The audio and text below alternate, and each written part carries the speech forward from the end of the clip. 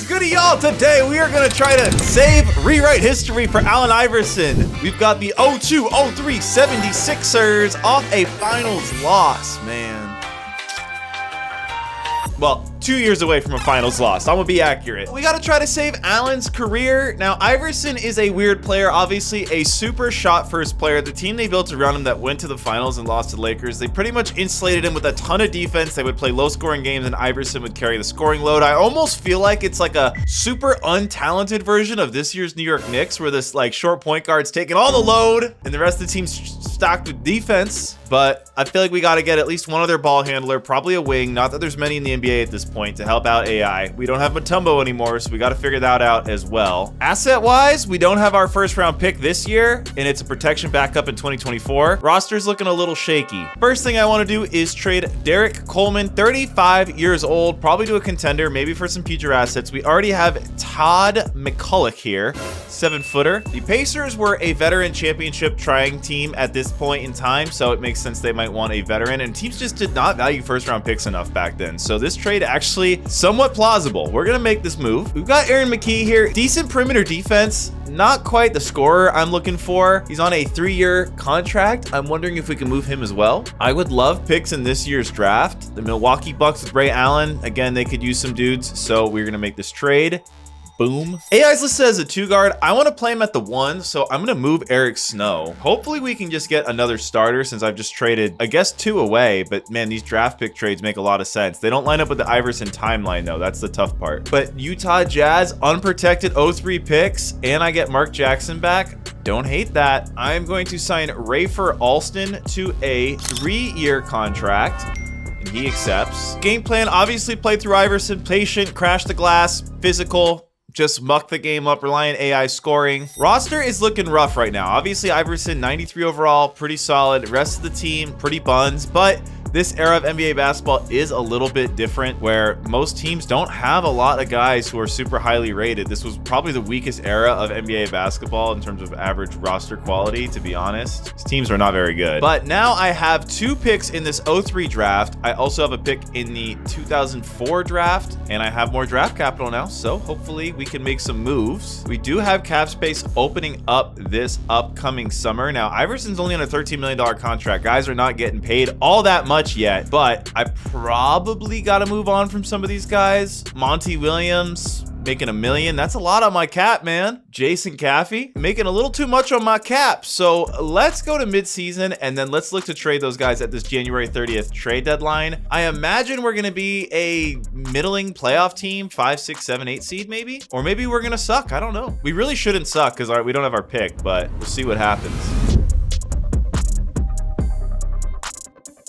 And I have just been offered a trade for Rafer Alston, the guy I signed in free agency. 75 overall is a real player in this season. That's the crazy thing. These are actually good players for this era. Top 3 protected New Jersey Nets 05 pick. This Nets team has Jason Kidd. They got Vince Carter. They might not have Vince Carter yet, but I mean, I don't know. I feel like I have to take this trade. It's probably going to make me worse this year, but just getting draft picks just makes too much sense at this point.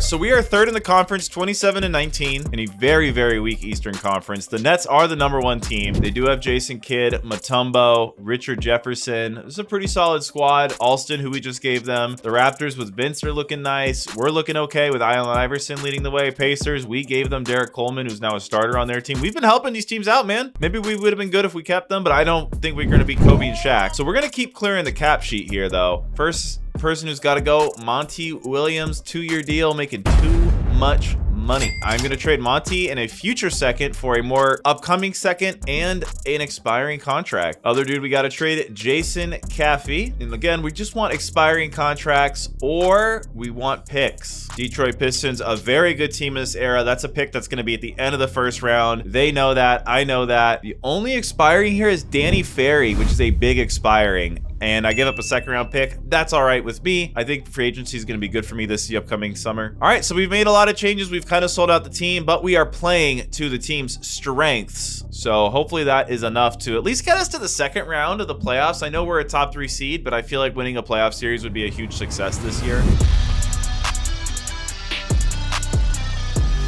All right, 46 wins. Kobe with 34 points a game wins the MVP. Iverson makes All-NBA second team for us. Our boy averaged 31 points a game. Looking pretty damn good, shooting the ball well. We are excited about that. In the first round, we've got the Milwaukee Bucks, who we gave some players to, man. There was a controversial series between these two teams. The Bucks are way more well-rounded in the backcourt than us, but we have a better front court. Hopefully, we can win this series. I'm just going to simulate the round because I don't think we're going anywhere this year. And we lose in 6. All right, honestly, with how much I gutted the roster, really not a big surprise. And the Pacers win the championship over the Lakers. Wow, okay. Chris Childs retired for us. Okay. All right, draft lottery. Via the Hawks, we have the 3rd best odds in this draft, man. Via the Jazz, we have the 9th best odds in this draft, man. I think one of those might have been lottery protected, but I don't remember which one. Hawks was protected, Jazz was not. So we have the 9th pick in this draft. Okay. Would love to move up to get, obviously, a LeBron, Dwayne Wade, Carmelo Anthony. Don't know how realistic that is. Number 1 pick, LeBron James. No surprise. Carmelo goes number 2 to the Heat. Dwayne Wade, 3 to the Hawks. Chris Bosh to the Celtics. TJ Ford goes number 5. 6, Chris Kaman. The Hawks traded back in for Mikael Pietrus. Cleveland Cavs are trading to the Heat, and the Heat are going to pair Carmelo with Boris Diaw. And we have the 9th pick in the draft. Looks like your boy is getting some trade offers. I saw an 83 player, but I kind of want to make the pick. I'm going to take a young David West. David West was a really good player in the NBA. Good power forward, great for his era. And I think that's our power forward of the future, man. Now, we also have the 51st pick in the draft, and it doesn't look like we're getting left anybody decent. I don't even know who to pick here. We will go with Leonard Peters. Sure. So some players were rated higher than David West, like Kirk Heinrich, but I honestly feel like David West is the right pick for us. So our cap situation is a little suspect still. I'm going to try to sign Dion Glover here. Okay shooter, okay perimeter defender, a little 2-year. Actually, he's kind of young, only 24 years old. You know what? I might try to snag this guy long-term on a 4-year, $2 million contract. We get him to come in. We need a backup point guard. Rick Brunson. I don't mind a Rick Brunson here, but to play our backup, we're going to go with Earl Boykins because this is going to be a 1-year deal. Kind of a quiet offseason for us, not going to lie. Our big move was really just signing David West with the 9th pick in the draft. He's only a 73 overall, but what that allows me to do is I can move Keith Van Horn to the 3, David West to the 4. We still have Todd McCullough here at the 5,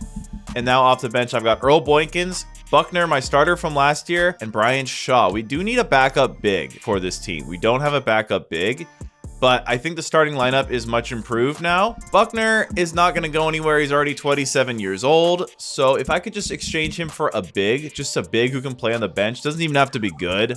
Jerome Moiso, 6'10 out of UCLA, type of guy I'm talking about. Bench still sucks. Starting lineup, I think, is pretty decent. Same game plan as last year. Now, this year, what's nice, though, I have 2 picks in the first round, including the Hawks, who were really bad last year. And I've got picks next year as well. Really hoping one of those converts. I'm going to go to the trade deadline and just see how the team does. We were a 3 seed last year. I think we can be a 3 seed again, to be honest. I do feel like we've made some subtle improvements that did make the team a lot better.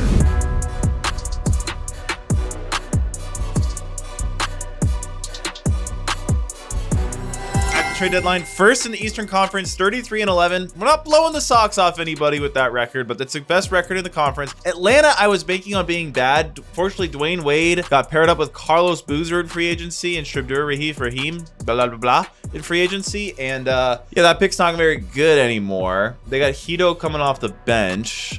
Damn, man. So these 2 picks are not going to be too great. I would love to move up in the draft somehow.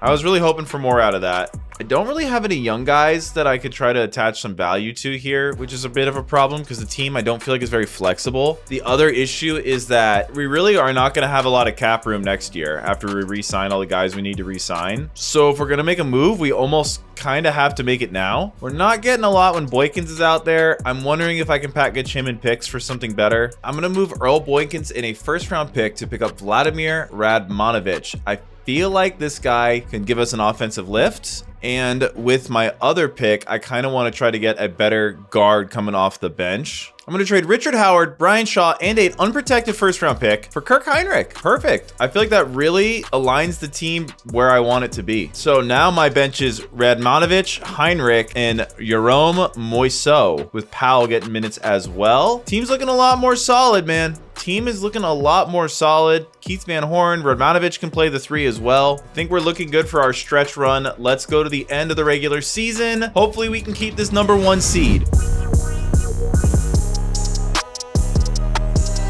We go 60-22, but Tim Duncan wins the MVP. LeBron, obviously the Rookie of the Year. Coach of the Year, we got it. Executive of the Year, I got it. Yet somehow, no All-NBA first team for Iverson. He is again on the second team, and our boy averaged 28 points a game. You know, I actually like to see that because that means the team around him is a lot better. His assists per game were up from last year, up over a whole assist per game. The team around him is a lot better that we've put out there. Yeah, I mean, the thing about this team, I don't have a lot of dog defenders on it, but my backup 3, also 6'10". I got David West. McCullough's a 7-footer. I got a lot of size around Iverson and definitely more shooting between Van Horn and Radmanovic. Back in the day, mid-ranger is more important. David West had that on lock. Kirk Heinrich. I feel like in terms of a more modern mixed with kind of this era of basketball, we've built a pretty forward-thinking team, height and shooting. So I feel pretty good about our chances here in the conference playoffs, even though we don't have the most, high-rated team. I think our team is well constructed for the era. And we're going against the Nets. They've got Kenyon Martin, Jason Collins. I mean, this is a way better team, but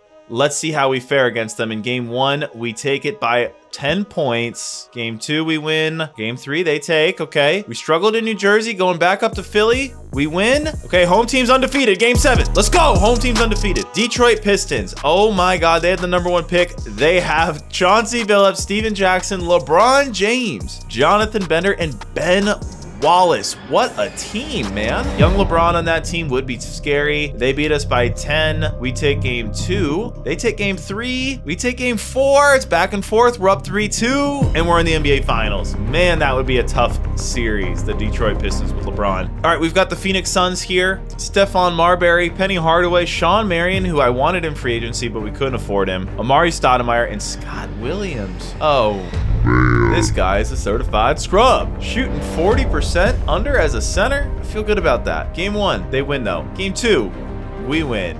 Game 3, we win. Game 4, we win. Game 5, we win. And we got Allen Iverson, a chip. This was a fun rebuild. I'm gonna quickly see what we could have done with this team if we did one more season though. There was an expansion draft. Luckily, everyone who played for me, I'm protecting.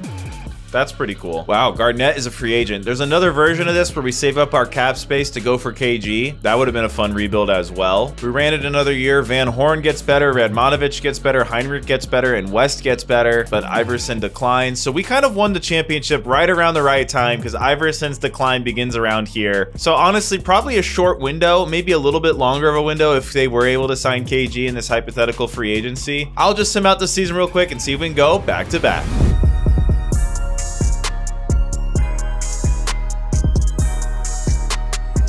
All right, we finally got Iverson an MVP in the rerun season, 31 a game again, which I don't like because that means he took on more of a load. We ended up with 65 wins, so a really good season. And if we simulate the playoffs, we win the first round. We beat Detroit in 7, and we win the championship again with Allen Iverson averaging almost 40 again versus the Suns. If you guys enjoyed this video, leave a like below. Click right up here to watch me getting Russell Westbrook his first NBA championship with the Oklahoma City Thunder. See you there. Peace.